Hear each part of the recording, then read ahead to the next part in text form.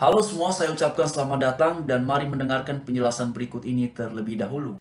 Dan yang paling keren adalah menggeser pola pembangunan dari yang tadinya Jawa sentris menjadi Indonesia sentris. Pemerintahan Pak Jokowi dikenal sangat lekat dengan pembangunan infrastruktur sejak kepemimpinannya di periode pertama lalu.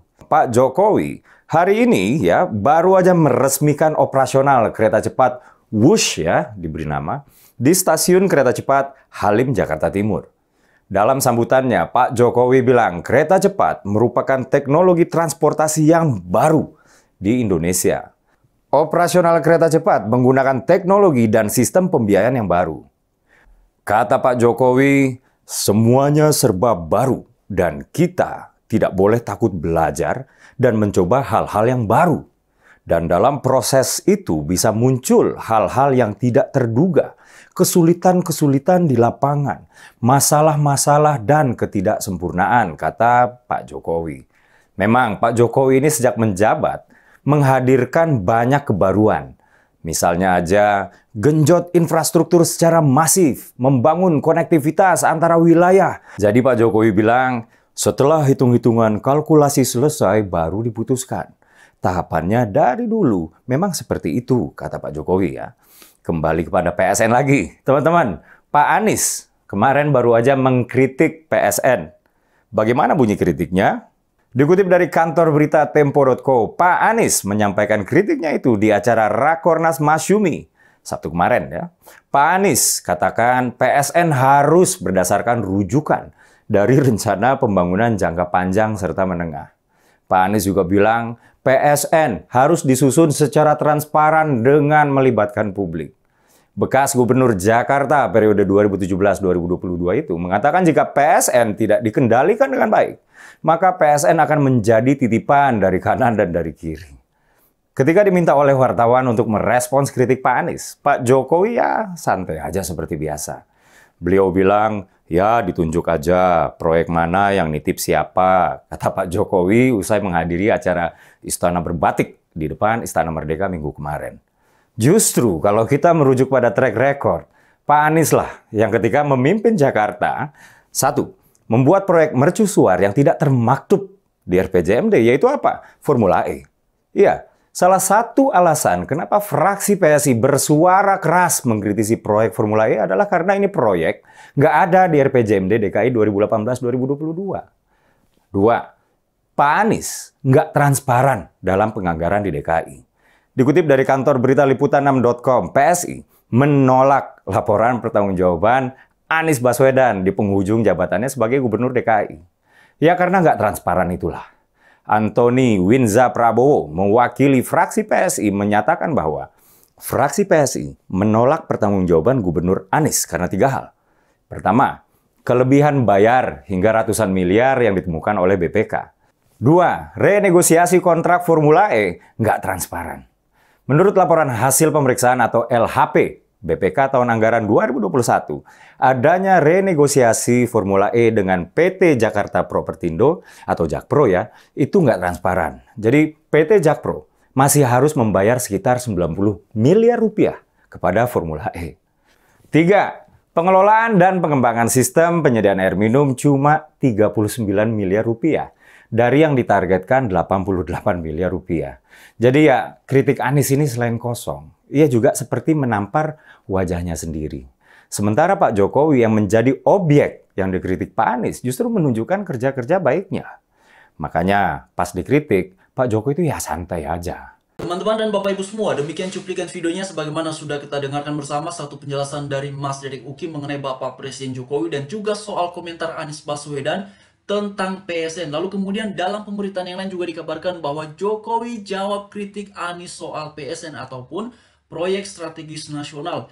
Tunjuk proyek mana yang nitip siapa. Jadi ini adalah tanggapan ataupun respon balik dari Bapak Presiden Jokowi mengenai kritik dari Anies Baswedan. Lalu kemudian dalam pemberitaan yang lain juga dikabarkan bahwa jubir Anies memberikan respon terkait dengan pertanyaan balik Jokowi soal PSN titipan. Nah ini memang menarik saudara-saudari ya teman-teman sekalian karena kita berada pada tahun-tahun politik ya, karena tidak lama lagi beberapa bulan ke depan bakalan ada pilpres dan juga ada pileg. Jadi sebenarnya kalaupun juga kita perhatikan ya, sebagaimana tadi disampaikan oleh Mas Dede Uki bahwa Pak Jokowi ini adalah sosok yang kemudian begitu memberikan konsentrasi ya, ataupun fokus terhadap pembangunan infrastruktur di bangsa kita di Indonesia.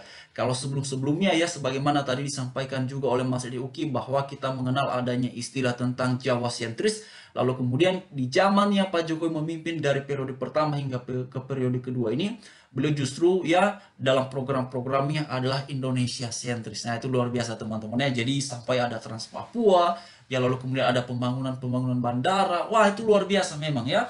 Tapi ada yang mendukung, ada juga yang mengkritisi ya, dan itu hal yang lazim dan lumrah di alam demokrasi kita di Indonesia. Lalu kemudian tidak hanya itu, Bapak Presiden Jokowi ini juga berbicara mengenai manfaat bonus demografi di tahun 2030-an ya. Jadi teman-teman, sebagaimana yang sudah sering sekali kita dengarkan dalam beberapa kesempatan ketika Pak Jokowi berbicara ataupun beliau berpidato, ya memang beliau sering sekali ya mengingatkan kita rakyat Indonesia ataupun para pejabat yang ada ya untuk sungguh-sungguh bekerja, karena sebentar lagi, tidak lama lagi, beberapa tahun ke depan kita akan mendapatkan bonus demografi. Lalu kemudian bagaimana penilaian dari Pak Jokowi terkait dengan bonus demografi tersebut? Dalam salah satu pemberitaan dikabarkan bahwa Jokowi ya bonus demografi ini bisa mendatangkan manfaat kepada kita bangsa Indonesia, tetapi juga bisa sebaliknya kalau tidak dikelola secara baik. Nah itu dia teman-teman, memang betul ya, saya sepakat dengan apa yang kemudian disampaikan oleh beliau Pak Jokowi, karena memang ya perlu sekali ya tersedianya terutama lapangan pekerjaannya. Jokowi, puncak bonus demografi terjadi di tahun 2030-an. Nah itu dia teman-teman ya. Lalu kemudian dalam pemberitaan yang lain dikabarkan bahwa penduduk produktif RI Republik Indonesia di 2030 68%. Jokowi ya bisa menjadi peluang, tetapi juga bisa sebaliknya. Nah, betul teman-teman ya, kalau pada tahun 2030-an ke atas ya usia produktif penduduk Republik Indonesia mencapai 68%, hal pertama yang mesti tersedia adalah lapangan pekerjaan. Sebab kalau lapangan pekerjaan tidak tersedia, ya teman-teman semuanya, tentu benar yang kemudian disampaikan oleh Bapak Jokowi bahwa ini bukan menjadi peluang tetapi justru menjadi sebaliknya ya. Karena sekalipun usianya mencapai usia produktif, tetapi kalau lapangan pekerjaan tidak ada, ya mau bagaimana? Ya tentu pada akhirnya kebalikan yang akan terjadi adalah pengangguran besar-besarannya kalau lapangan pekerjaannya tidak tersedia. Karena itulah ya paling mendasar dan paling penting adalah ketersediaan lapangan pekerjaan, dan tentu ini adalah tugas dari pemerintah. Ya, lalu kemudian Kodari, Jokowi membuat desain besar gagasan politik menuju Indonesia Maju 2045. Nah, itu dia Bapak Ibu semua ya. Dalam beberapa kesempatan pun ya Pak Jokowi sering sekali menyampaikan bahwa Indonesia emas itu adalah pada tahun 2045, yaitu Indonesia bisa menjadi negara maju bila Indonesia menggunakan peluang itu, terutama dimulai dari tahun 2030-an ya, karena usia produktifnya yang tadi dikatakan adalah 68%. Artinya Bapak Ibu semua, kalau itu kemudian bisa dipakai, bisa dimanfaatkan dengan tersedianya lapangan kerja, maka tentu memang Indonesia sangat mungkin bisa menjadi negara maju 2045. Dan tentu ya kita berdoa terus supaya Indonesia bisa mewujudkan cita-cita luhur yang sangat luar biasa ini ya, supaya kemudian bisa negara kita menjadi ya dari negara berkembang menjadi negara maju. Semoga ya kita harapkan semuanya bisa terwujud ya teman-teman dan Bapak Ibu sekalian ya. Lalu kemudian Kadin beri rekomendasi peta jalan Indonesia Emas 2045 ke Jokowi di IKN. Ini juga menarik ya Bapak Ibu semua. Jokowi di IKN bicara Indonesia Emas 2045, yang menikmati adalah yang muda-muda. Nah memang begitu Bapak Ibu ya, karena yang bakal menikmatinya mulai dari generasi milenial ataupun generasi Z ya. Ya kita berharap semuanya juga pasti ya orang-orang tua kita bakal menikmati. Ya, tapi kita mengharapkan semuanya nanti bisa berjalan dengan lancar dan bisa mendatangkan kesejahteraan bagi seluruh rakyat Indonesia ya. Karena buat apa dikatakan negara maju, buat apa dikatakan kita mendapatkan bonus demografi, tapi kalau kemudian masyarakatnya tidak merasakan manfaatnya, terutama dari aspek kesejahteraan, ya itu juga tidak berguna ya, tidak bermanfaat saudara-saudari ya. Jadi kita mengharapkannya ya semuanya ini bisa mendatangkan ya terutama dari aspek kesejahteraan masyarakat Indonesia secara keseluruhan ya bukan hanya di sebagian wilayah ya. Harapan saya secara pribadi adalah secara keseluruhan. Lalu kemudian bonus demografi jadi peluang raih Indonesia Emas 2045. Itu adalah penjelasan mengenai ya pernyataan dari Bapak Presiden Jokowi ya.